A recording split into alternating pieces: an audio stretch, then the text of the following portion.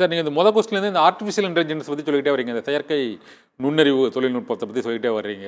இது இப்போ அனைத்து துறைகளிலுமே இந்த ஆர்டிஃபிஷியல் இன்டெலிஜென்ஸ் அப்படிங்கிறது ஒரு தவிர்க்க முடியாததாக மாறக்கூடிய சூழ்நிலையில் அதை கற்றுக் கொடுப்பதற்கான நிறுவனங்கள், அது தனியார் நிறுவனங்களோ அல்லது அந்த கல்வி நிறுவனங்கள்லேயோ அதற்கான வசதி வாய்ப்புகள் மற்றும் அதற்கான துறை சார்ந்த படிப்புகள் இருக்குதா சார்?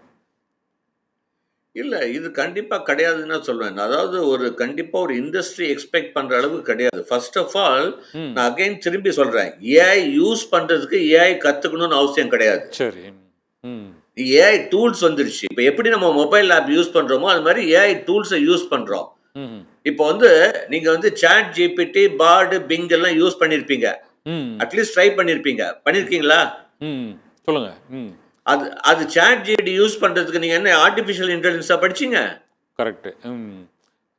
இதுதான் நான் சொல்றோம். ஏஐ யூஸ் பண்ண கத்துக்கோங்கறோம். யூஸ் பண்ண கத்துக்கோங்க. அது படிக்கணும்னு அவசியம் கிடையாது. ஏஐ அதுக்கு ஏஐ யாரு படிக்கலாம்னா, நான் ஏஐ டூலை டெவலப் பண்ண போறேன். அவங்க ஏஐ படிச்சாகணும். மற்றபடி அதை பயன்படுத்துறவங்களுக்கு அது முழுசா கத்துக்கணும்னு அவசியம் இல்லை. அதை ஆப்ரேட் பண்ண தெரிஞ்சா போதும் அப்படிங்கிறீங்க.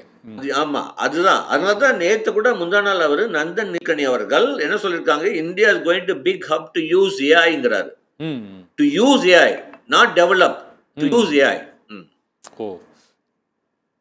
இந்த ஆண்டு இந்த பொறியியல் துறையில் பொறியியல் பட்டதாரிகள் நிறைய பேர் கடந்த பல ஆண்டுகளாகவே பல பிரான்ச்சஸில் அவங்களுக்கு இந்த வேலைவாய்ப்புகள் போதிய அளவு இல்லாத ஒரு சூழ்நிலை நிலவி வரக்கூடிய நிலையில் இந்த முறையும் பல்வேறு முன்னணி நிறுவனங்களில் அந்த வேலை வாய்ப்பு அவங்க இழந்து வரக்கூடிய நிலையில் இந்த ஆண்டு இந்த பொறியியல் துறையில் எந்த பிரான்ச், அதாவது எந்த துறைக்கு அதிகமான வாய்ப்பு வளர்ச்சி இருக்குதுன்னு சார்?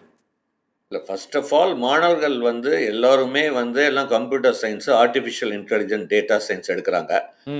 நான் ஒரு மாறுபட்டத்தை சொல்றேன். காரணம் என்னன்னா, ஒரு மாணவன் ஒரு கெரியரை சூஸ் பண்றதுக்கு முன்னாடி அவன் முன்னாடி ஒரு 5 கேள்விகள் கேட்கணும். அதுக்கு சரியான பதில் கிடைத்தால் அவன் சரியான ஒரு கெரியர் எடுக்க முடியும். ஃபர்ஸ்ட் நம்ம படித்து முடிச்சு வெளியே வரும்போது எத்தனை வேலைகள், நம்ம படிக்கிற படிப்புல எத்தனை வேலைகள் உருவாகும், எத்தனை பேர் போட்டி போட போறாங்க, என்ன மாதிரி கம்பெனி வேலை கொடுக்க போறாங்க, எவ்வளவு சம்பளம் கொடுக்க போறாங்க, எத்தனை நாள் இது சஸ்டெயின் ஆகும், இது தெரிஞ்சாதான் அவங்க கரெக்டான கெரியர் சூஸ் பண்ண முடியும்.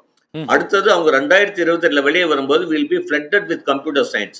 ஒரு காலேஜ்ல எடுத்துட்டீங்கன்னா 1000 பேர் இருக்காங்கன்னா 800 பேர் கம்ப்யூட்டர் சார்ந்த படிப்பு படிச்சுட்டு வெளியே வந்தாங்கன்னா 2028 எத்தனை பேர் வெளியே வருவாங்க நினைச்சு பாருங்க. அதுக்காக கம்ப்யூட்டர் சயின்ஸ் படிக்க வேண்டாம்னு சொல்ல கிடையாது. அகைன் ரிப்பீட்டிங், அதுக்காக கம்ப்யூட்டர் சயின்ஸ் படிக்க வேண்டாம்னு சொல்ல கிடையாது. போட்டி நிறைய இருக்குன்னு ஒரு எச்சரிக்கை கொடுக்குறோம்.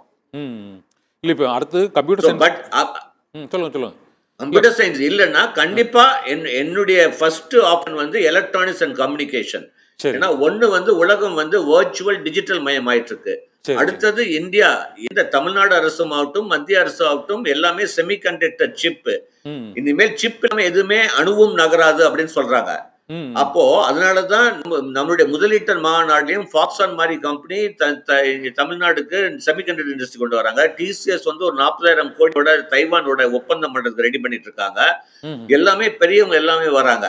சோ அப்படி இருக்கும்போது செமிகண்டக்டர் ஒண்ணுல நீங்க கூகுள்ல போய் India needs 1.2 million semiconductor engineers போடுங்க. ஒண்ணு இல்ல, இந்தியா நீட்ஸ் 1.2 மில்லியன் செமிகண்டக்டர்ஸ். ஏன்னா நான் பேசும்போது ஆத்தென்டிக்கா தான் பேசுறேன். சரி. அப்ப நீங்க பாத்தீங்கன்னா எனக்கு தெரிஞ்ச 1.2 மில்லியன் செமிகண்டக்டர் இன்ஜினியர்ஸ் இந்தியாவில் உருவாக்க முடியாது. There is going to be demand. அப்ப ஏன் நம்ம எலக்ட்ரானிக்ஸ் கம்யூனிகேஷன் எடுக்கக்கூடாதுங்கிறேன். சரி, நான் படிச்சேன், எனக்கு வேலை கொடுங்க. அந்த காலம் மலை ஏறி போய் என்ன தேவை படிச்சா வேலை. சோ அப்ப நம்ம மாணவர்களுடைய நம்மளுடைய மெயின் எய்மே நம்ம படிச்சு 2028 வெளியே வரும்போது இதுக்கெல்லாம் வாய்ப்புகள் இருக்குன்னு சொல்றோம். அதனாலதான் நான் எப்பவுமே சொல்வேன், ஒரு மாணவன் 2024 ஒரு கெரியர்ல உள்ள நுழையும் போது இருக்கிற சந்தர்ப்பம், சூழ்நிலை, வேலை வாய்ப்பு, தொழில்நுட்பம் அவன் 2028 வெளியே வரும்போது டோட்டலா மாறி இருக்கும். இது நம்புறீங்களா? உண்மைதான். சொல்றேன், உண்மைதான். சொல்லுங்க. அப்போ தமிழ்லயே மாற்றம் ஒன்றே மாறாதுன்னு சொல்றான். ஆமா, எல்லாமே மாறும் சார்.